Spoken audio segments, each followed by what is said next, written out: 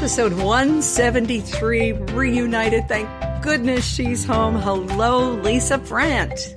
Hello, Erin Davis. It's really nice to be home, and I'm sure once I've had more sleep, I'll feel even better about it. You know, it's that kind of dopey, just got home, where is everything stuff going on right now, but it's very good to be home. Well, it's appropriate that yesterday is the day that you actually got into your bed at home, and it was Earth Day because you were like, where on earth am I right now?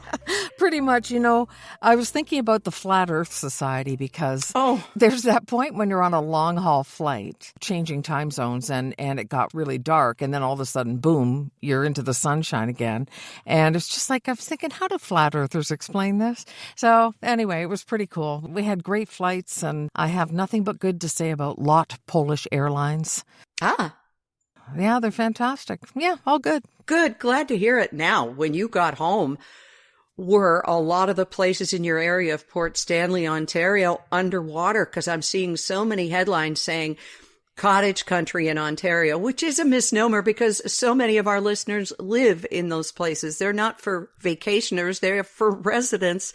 And I know that my partner, Mike Cooper, up near Ennismore, the water is way high on his lake, and it's, he says, higher than it's ever been. Yeah, I noticed that in Halliburton, all those areas, they've got a lot of flooding problems. I don't think we've got anything going on here in Port Stanley. Nothing in the village, nothing on our part of Lake Erie, as far as I know. Good to hear. Good to hear. Yeah. Make sure it stays that way. My goodness.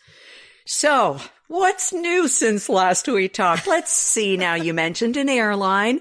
Did your luggage all make it both ways for you? No problems with luggage whatsoever. I have to tell you, my cousin Barbara Ann and I went on this trip, and it started out we were going to Poland, right? Yes. So as we meet at Pearson Airport to leave, this is how we start. We've known each other, obviously, our whole lives, and we're very much alike. And she looks at me and she says, "You have a bag to check." And I said, "Yeah, we're checking bags." And she goes, "No, we're not. We're only doing carry-on. I only booked carry-on." Oh, no. She booked all the transportation and I booked all the accommodation. And I said, well, I guess if I've forgotten or made a mistake, I'll just have to pay the extra. I mean, what am I going to do, right? So anyway, it turns out she had booked for luggage for both ways. It wasn't just carry-on. So she ended up with her little teeny tiny carry-on and checking it everywhere we went. Oh, dear. And so she was scrubbing out underwear all the time, and I didn't have to as much. But it was kind of funny. We had a few moments like that here and there. I almost lost my mother's ashes. Oh, no. Yeah, we were in Warsaw, which was our first stop. She's in a little silver bird. Yes. And I took it with me so that Mom could go around Warsaw because she never got to go there where her mother and father were born. And later in the day, I couldn't find her. And I was absolutely certain I'd left her somewhere, and I didn't even get upset. I thought, well, at least she's in Warsaw. Right, yes. There are other of her ashes spread around Newfoundland, and I thought, well, what's the worst that could happen? Somebody might not recognize what it is. I wasn't really worried about an indignity or anything. I just thought, well, if I've lost her, I've lost her. And then I went to move some things around in my suitcase, and there was the bird, so the crisis averted. No, thank goodness. Well, Two of your biggest crises were right there at the bottom of your legs. Oh my goodness, the blisters and the sore feet. I guess it's something that many travelers deal with, but what happened? Well, here's what I should have done. When my cousin, who researched footwear like crazy, bought a pair of shoes that are waterproof and for walking and everything, she wore them every day and never had one issue. I also did a bit of Googling about shoes and decided that I would trade off every day. I'd wear my Skechers one day and then wear these other shoes the other day. And I can't even remember what they're called. Good quality and everything else. And I was doubling up on socks too, which is something that the Mountain Co-op people suggested. Okay. But I got a blister on the back of one foot.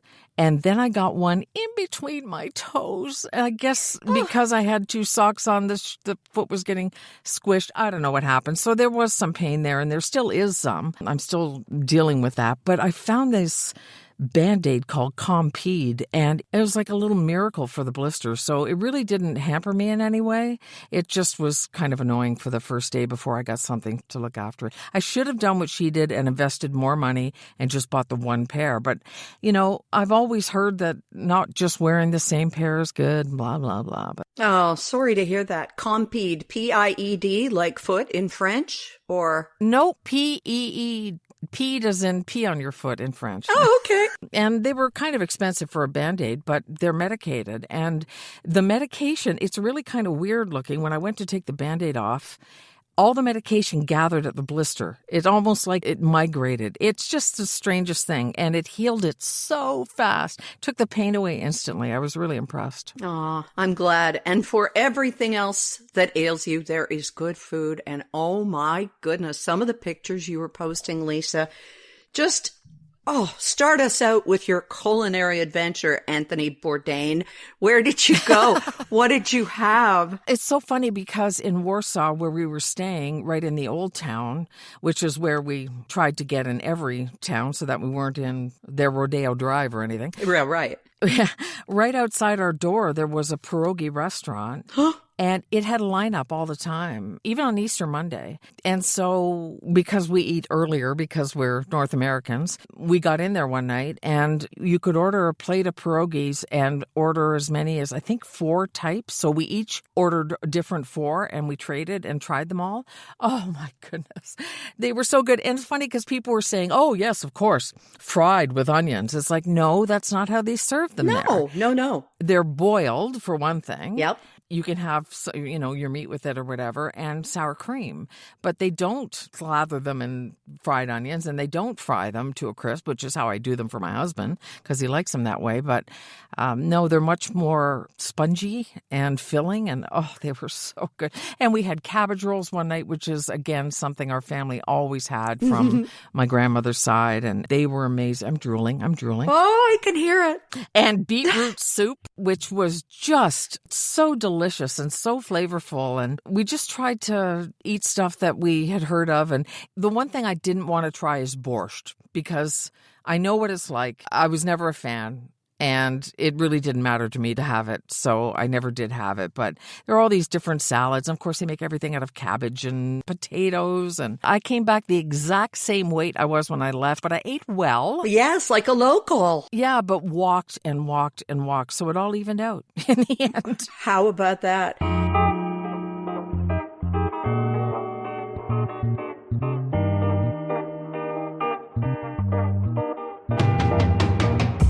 Now, all this mention of cabbage, I'm sorry, I have to go there. So tell us about your accommodations. Were you and Barbara Ann in the same bed? Was it Dutch oven time? Like what?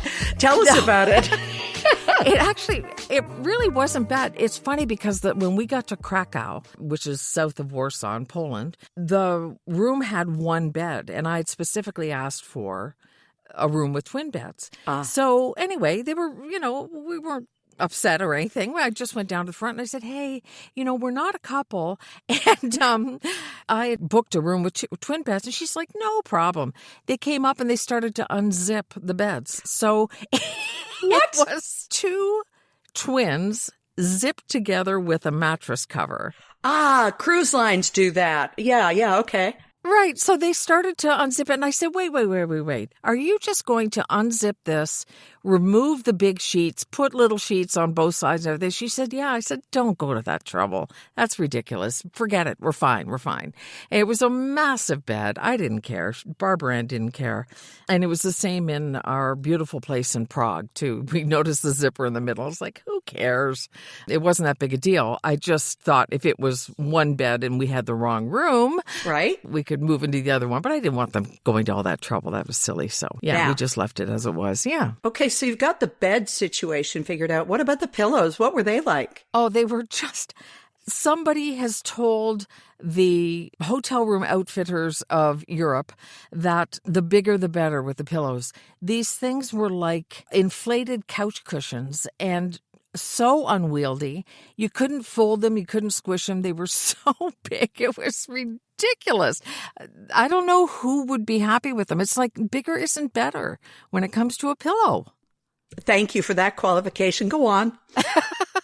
Well, I'll tell you, bigger is better when it comes to a discount, because Envy Pillow, our go-to, our girls, Envy is having 20% off sheet sale right now. Right now, we don't know how long it's going to last. So go to envypillow.com. So good to come home to. And that discount is not in addition to your 10% off for using the code GF. But Kathy and Kim have said, just get to the website. Make sure you get in on the 20% off sheet sale right now. And something extra special to come home to when it comes to Envy. You mentioned a beautiful room in Prague. What was the not so beautiful on the trip? How did your hostel experience go? Well, I thought it was going to be like the one Derek and I stayed in just outside Venice, which was a hostel hotel. Mm-hmm. And it was, that place was huge. It had all sorts of amenities, all sorts of things. And this place was described as a hotel/hostel. It was a hostel. And it was fine. It was clean. We had our own beds. We had our own bathroom. We had plenty of room. We had areas to hang things up. It was quiet. All those things were great. But it was definitely a place where young kids who didn't have much money stayed in. Okay. And that's fine. It was just fine. And it was in a terrific neighborhood for walking, which was my priority when I was booking, that I wanted to be close to the things that we wanted to see. So, it was very bare bones. There was no restaurant there or anything like that, which is fine again. It was just a hostel. That's all. It's kind of funny, though, because neither one of us brought shampoo. And because it's all these young people backpacking and doing whatever else they're doing, they share things. And so there's a communal cupboard, like a shelf, where you can leave stuff that you're not going to use. And we got some really high quality shampoo.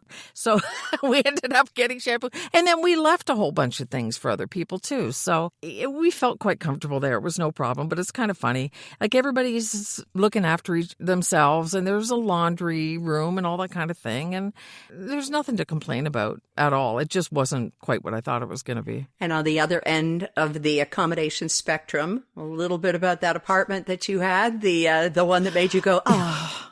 In Prague, it was an apartment, 2 baths, a full kitchen, all those things. And it's funny because when I was booking it, I thought, how can this be possible? It costs less than a hotel room here. But then when I got there and saw that we were in the center of everything, I understood. That's why the hotel rooms are so expensive. So this apartment was very affordable, super safe, really quiet, near everything. It was just, we were so spoiled. We just kept saying, I can't believe it. So I said to Barbara Ann one day, well, we live here now, so let's memorize this address. Yeah. Because this is where all of our deliveries will come to. It was pretty special.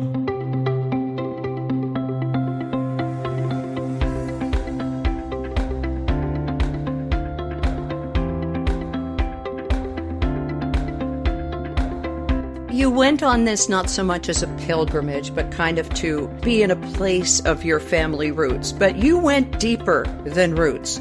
In the case of Vielichka salt mine. Okay, first off, what on earth made you go to a salt mine? And what was it all about, Lisa? Our friend Wanda is the one who made me go, because she said, Wanda's been all over the world. And so I said, do you have any advice, anything I should see? And she said, this is going to sound crazy, but you'd need to go to this salt mine. I never would have gone. I saw it come up as an attraction and I thought, yeah, salt mine, that sounds great. But it was on her say-so, and I am so glad I listened. They started mining this salt mine in the year 1290. Mm-hmm. And it's still being mined today. So how do I explain it? You go down 130 meters eventually. The tour takes you down there, which is about 30 stories. Wow. But yeah, you're not just going through, seeing people with pickaxes and wheelbarrows or something. You're going through huge rooms where they've got dioramas set up of what it looked like, say, in 1625 when someone was in there removing salt. And the guide will say, this is what it was like, this is what the dangers were, whatever, and they'll have a room preserved where everything pretty much is made of salt. They have a full chapel down there. Oh. All the pews are made of salt. Life-size statue of Pope John Paul II made of salt. It's absolutely incredible. There are some very narrow passageways, which someone like Derek, who doesn't like narrow passageways never would have been able to do it. But mostly it was fairly comfortable, and you just know that you're way under the earth. About 700 people still work there. Wow. And they're still mining salt. It's a huge attraction. Oh. So we had booked transportation there, and then they have previously arranged with a guide to take you, and then it's just go, go, go, go, go. There's thousands of people going to see this thing. All right. What's in the gift shop? Little salt cellars, of course. Not vendors, but the little containers that hold the salt, right? Yes, with a C, Yes, with a C, yes, not an S, yes. yes. And of course, bags of salts. Our tour guide, I can't say enough about her. Her name was Kasia. You know, Michael, the guy who drove us there, they had an option of buying a box lunch from them or lining up with everybody else at lunchtime at the vendors. And so we went for the lunch, and we just felt like geniuses. We were eating and everybody else was still standing in line.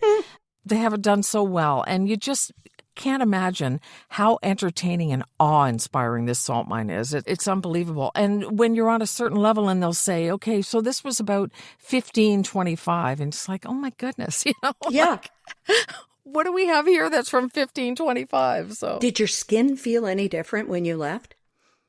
I could taste salt. Oh. But I don't think my skin felt any different. I could definitely taste it. And that wasn't because I was licking the walls. But You know I would. You know I would, Lisa. I know you would. And there was one part, you know how much I love cauliflower. Yes. And there were a couple parts where Kasia said, oh, look, this is called cauliflower salt, and it looks exactly like cauliflower all along the wall. And my cousin looked at me and she went, are you gonna? I said, no, I don't know who's licked it before me. So So the Wieliczka salt mine, definitely worth it if you are in what city? Krakow. Krakow. Okay. We need to talk, Lisa, about the epic transportation days you had. You spent so much time on buses. Well, it really wasn't that much, but here's the reason why. I mean, we flew from Warsaw to Krakow, and that was like a 55-minute flight. Here's your thimble of water. Now we're landing, Right. You know. And then because we were going to originally go from Krakow to Budapest, Hungary, we changed that because of the political climate there. As it turned out, it would have been okay, but you just don't know. Can you imagine having been there when Orban was defeated and everyone was singing We Are the Champions? Can you imagine? Yeah. But then there's the other side of that. Exactly. And, you know, Yeah. you just didn't know how it was going to go. So because we didn't go there and we chose Prague instead, that was north and west. That's why we had to take a combination of the coolest bus I've ever been on and a train north. And then we took the bus straight south to Croatia. So we messed up the geography purposely by not going to Hungary. So that's why that happened. But it was only the 2 days. And the bus and train combo was delightful. The bus itself on the day to Croatia, not as delightful, but it was fine. It was clean and all that kind of thing. So it was only parts of 2 days, but that's why. It just, if you look on a map, you'll go, why would they do it that way? Well, it got us to Prague, and that's a good thing.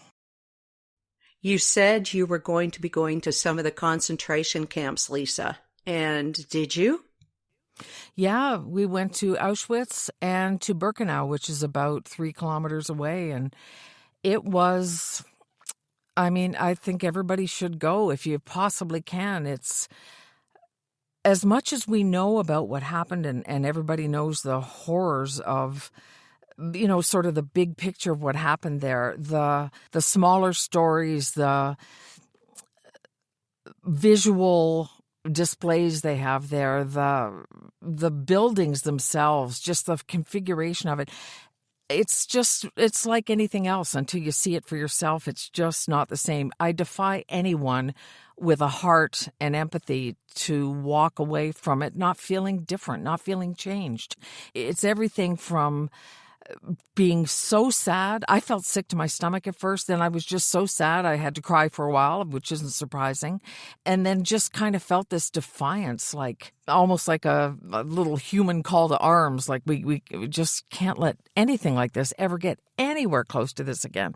The thing I didn't know, I mean, there were many things I didn't know, and I thought I knew quite a bit, is that Birkenau, for example, is like 4 or 5 times the size of Auschwitz, and it was purpose-built, where Auschwitz was repurposed from a military base. And so just to get into the mindset of what they were doing, and they were thinking they had so much more to do and were going to keep doing it for so many years, for them to build this size of a horror show. Like, it's just astounding. You really get to feel like they thought they were invincible and that this was just going to go on and on and on. And so they've let Birkenau collapse, basically. Most of the buildings are gone. They've just collapsed, and they were wooden. And at Auschwitz, though, they've taken surviving pieces of wood and rebuilt some of the buildings, so you can go inside and really get a feeling like there's so many things there. And the solitary confinement is a box about the size of a chair seat. Mm. The inhumanity, it goes to depths even worse than I could ever imagine. It was incredible to see. And we were there just a day or two before I believe it's called the Human Walk. And it's when thousands of people gather there. They do it every year, and they walk from Auschwitz to Birkenau. And then there's a big concert and, speeches and stuff like that. So it was really weird to see this relic of the worst of humanity with brand new staging and big speakers and banners for sponsors and all this kind of stuff. It was really kind of an odd feeling, but that's why a lot of people were going there at this time of year too.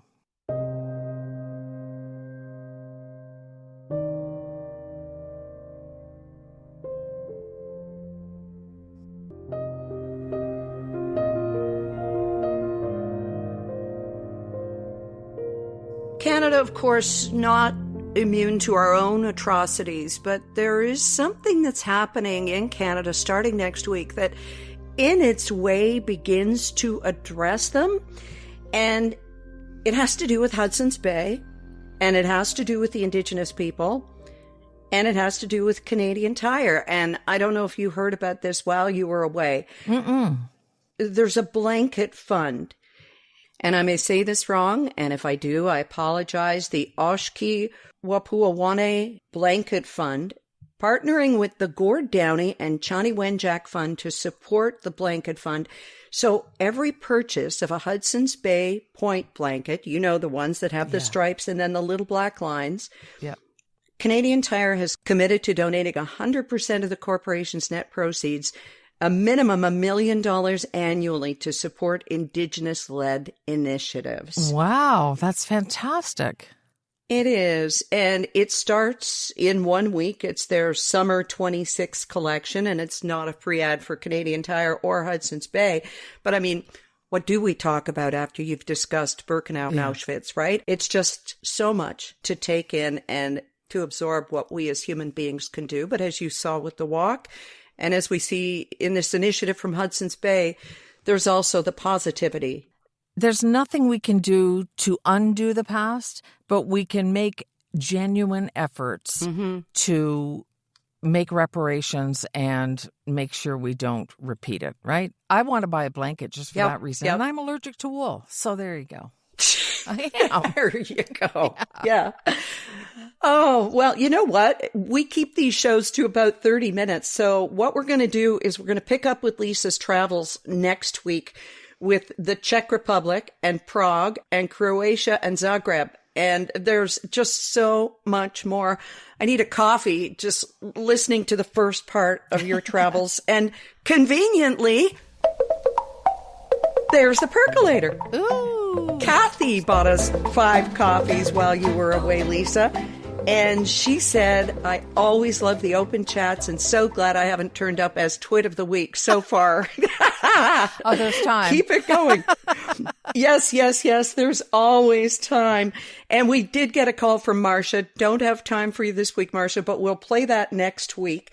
And also, we want to make sure that we mention Sierra Sil and how it helped your cousin Barbara Ann. Take it away. Wasn't I surprised to find out that she was taking it? I didn't even know about it.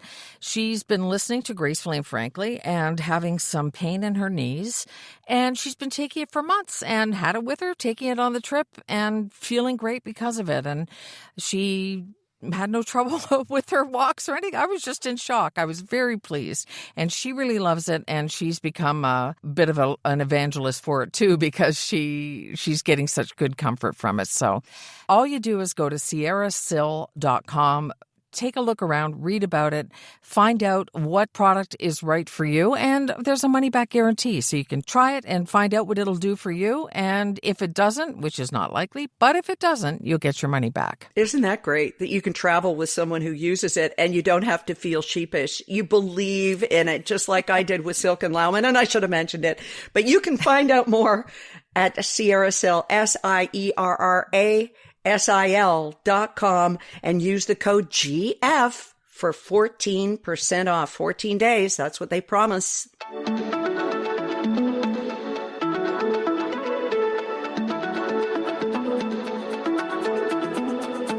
Laura mentioned twits. You didn't think we weren't going to do twits this week, did you, Lisa?